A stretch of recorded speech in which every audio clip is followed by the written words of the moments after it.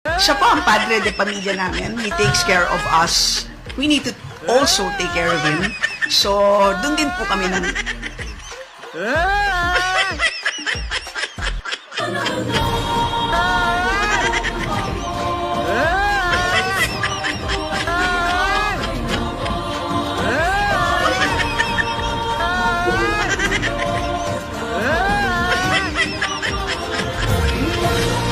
Pag na-atake po si speaker, siya po ang padre de pamilya namin. He takes care of us.